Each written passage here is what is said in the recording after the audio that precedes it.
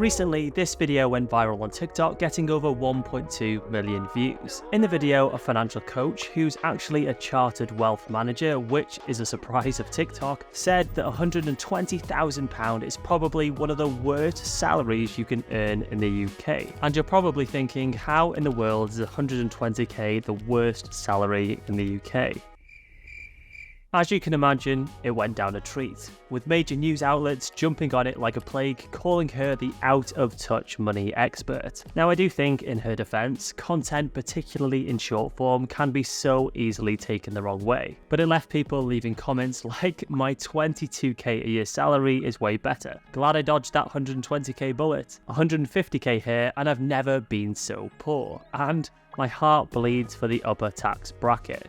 Which is understandable. I think in reality, she was trying to highlight a huge tax pitfall rather than alienate people on lower salaries, which definitely backfired, and you can see why. When the average person in the UK is earning £2,331 per month, or just under £28,000 per year, you can understand how they feel when people are saying that £120,000 salary is the worst salary. And remember, of course, that's the average. Many people are earning far below that and struggling with the cost of living crisis. So it's understandable that it's hit a nerve. Whether you agree with her or not, I think it's actually a really interesting point. Let's break down why the £120,000 is claimed to be such a bad salary and what she's referring to, because I think this strongly relates to something I've been thinking about more and more lately, and I'd really like to get your take. So why is £120,000 deemed to be such a bad salary in the first place? Well, it's actually £125,140. The reason is because you start to get benefits that people would receive on a lower salary stripped away. What happens is, once you go over the £120,000 salary threshold, your tax-free personal allowance of £12,570 each year goes down by £1 for every £2 you earn over it. For example, if you're earning £10,000 more than 100k, it would reduce your personal allowance by £5,000. And once you earn £125,140, you have no personal allowance left. This then means that the portion of income between 100 and 125k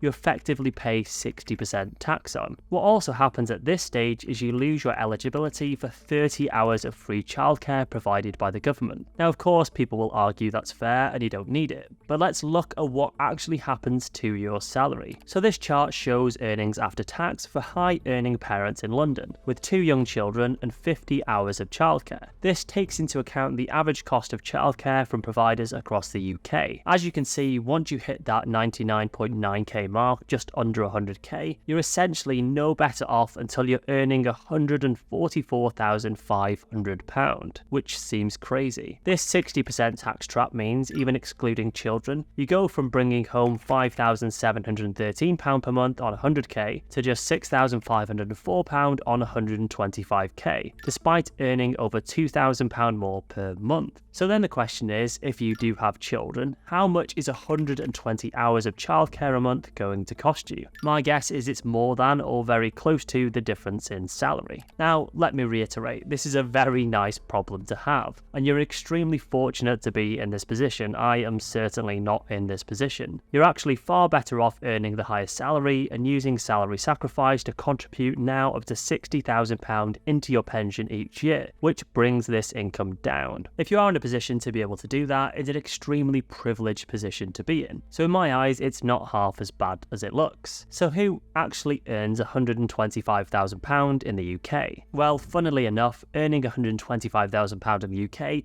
doesn't even put you in the top 1% anymore. It puts you in the top 3%. And the amount of people now earning over 6 figures has almost doubled in the last 10 years. The highest paying jobs coming from senior management roles, the majority falling in the finance and IT sectors, especially with a surge in demand for things like software developers and cyber security. But alongside this, it also affects high-level doctors, dentists and specialists who need to work to provide essential services to the general public. This was a huge problem with the 40k pension limit that they felt it just wasn't worth working anymore. A survey conducted by the British Medical Association in 2019 found that in a survey of over 6,000 members, which didn't include junior doctors, it found that 42% of GPs had reduced their hours, alongside 30% of hospital consultants, just because of the potential tax charges, with a further 34% of GPs planning to reduce their hours in the future. The result of this was that several 100,000 hours of patient time would be lost. This has now been improved with the pension limit being increased to £60,000 and the lifetime allowance being abolished, which is the total amount you can put into your pension without incurring an additional tax charge. However, the reality is, as much as we may recognise we need people to work longer,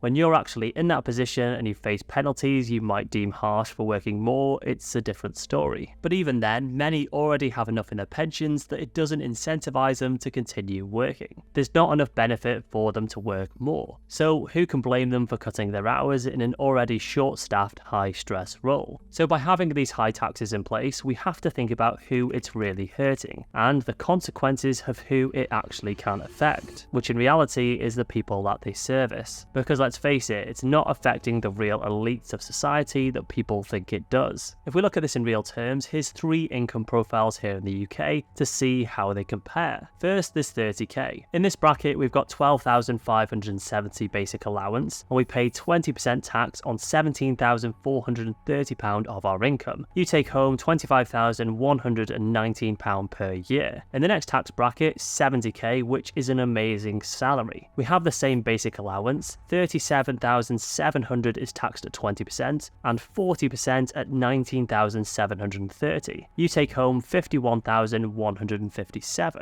But being realistic, in this tax bracket, you're going to add £19,730 into your pension if you can afford to do so, so you avoid the 40% tax, which leaves you with £39,319 after tax. Clearly here, you've been able to put an incredible amount into your pension, but in terms of real-term spending power day to day, it's not quite the jump you would expect. Now the top tier here, £160,000, which most people would look at someone earning that amount and class them as elite in the top 1% of earners. But in this category, here you lose your personal allowance. So you're paying 20% tax on £37,700, 40% tax on £87,440, and 45% tax on £34,840. Now here you've maxed out the pension allowance, which is an incredible achievement. But how much out of that £160,000 beyond that do you think you're left with to spend day to day? £68,557.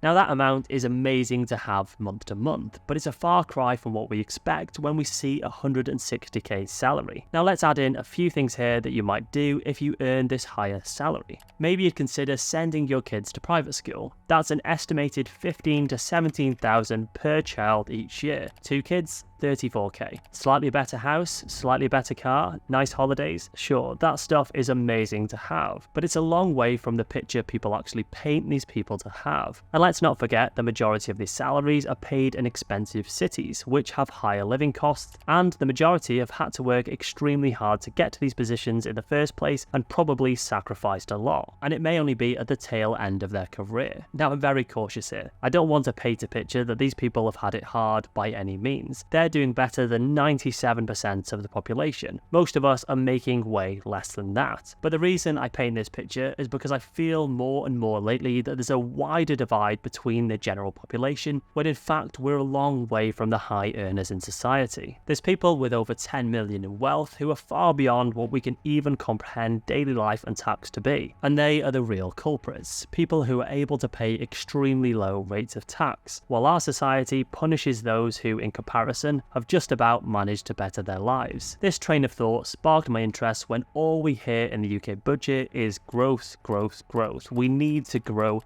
the UK economy. But is the UK actually designed for growth, or to tax people before they get there? But first, I would like to say a quick thank you to my sponsor of today's video, CoinJar. I'm extremely picky with providers I use, and I'm happy to say when it comes to cryptocurrency, there's one clear provider I would recommend. CoinJar has been the longest running sponsor on my channel, and for a good reason. They take compliance very seriously. For example, they're FCA registered and they require customers to verify their ID, complete an FCA-mandated crypto knowledge test, and there's a 24-hour cooling off period from the time you create your account to the time you can deposit and trade. I'm very cautious about accepting any kind of crypto-related sponsors, so CoinJar is the only one I'll recommend. They have a user-friendly app, which is perfect for beginners, with some really neat features like bundles, which allows you to average into the most popular cryptocurrencies. They only list the very most popular cryptocurrencies and have very strict procedures around how they operate. You can easily go into an individual cryptocurrency and see how they've been performing, as well as checking out the top movers and trending tokens. They have a really user-friendly app which is super easy to use, as well as having some amazing reviews, and they're the only crypto provider that I use. I will pop a link in the description down below. So let me tell you about the situation I'm in to paint a clearer picture. I've been earning money here on YouTube for 3 years now, and it's earned me a pretty decent income, and I would love to build it up even more with additional revenue streams and grow an educational-based finance venture, which, on the surface of it, sounds great. And every year when I speak to my accountant, he says, keep an eye on the VAT limit. Now, I've not quite hit that yet with my self-employed earnings, luckily, and it's increased this year from £85,000 to £90,000 in the UK, which most people think is a joke, and with inflation and tax freezes, it should have increased much more. But I don't want to hit that limit, as do most businesses. With my web design business, I had to do it because I had no choice in a year when I earned more. But for YouTube, I'm currently under the threshold. Now, you would think growing your business and earning more money is a no-brainer, and it's something that anyone should strive to do. So why don't I want to do it? So VAT, or value added tax, is something you have to pay when you hit £90,000 in turnover. And this is money that goes straight to the government, and it's really common on products you buy. What happens is, on anything you get in as income, you pay VAT. But for some businesses, when they buy things, they become tax deductible. So for example, if you were a plumber and you bought a boiler costing £3,600, you can claim 20% of that back. And say you charge the customer £3,800 and made a profit of £200 on that boiler, £633 of that would be VAT, and you would take off the £600 back from the purchase, so you would end up owing £33 in VAT. In that case, it's not too bad, and it can make more sense. But for me, I don't have much in the way of expenses. Sure, I may have some subscriptions, I've got camera equipment, lighting, and microphones from time to time, but they're very occasional costs, so they don't really add up to much. What this means for someone in my position, if I was lucky enough to get to £90,000, I've got two options. By their logic, I should add 20% VAT to all of my costs, making everything I charge more expensive and pricing me out of things like sponsorships and so on. But on the more realistic end, I have things like AdSense revenue, affiliates, which I can't add 20% to, and I don't want to increase my costs either. So what this means is I take a pay cut of 20%. So if I hit that limit and my turnover becomes £90,001, that then becomes £75,000 that I actually get. If I actually wanted to earn £90,001 instead of £90,000, I would need to earn £108,001. That means that I essentially need to earn £18,000 more to get £1 more in the bank. The way the system is currently set up essentially punishes me for growing. Now, let's not also forget, they want young entrepreneurship, as they say in this country, and they want to encourage it. And in reality, they would love someone like me to employ graduates from the UK or developers from a business, editors, and so on, and I would love to do that. But I can employ someone for a fraction of the cost from overseas, and it would be way more cost efficient, unless I'm able to grow significantly more to be able to do so. If I wanted to hire a web developer, a video editor, or perhaps a software developer to help me work on an app, I'm competing with huge companies like Google, Amazon, and Facebook who are paying insane salaries for these roles. So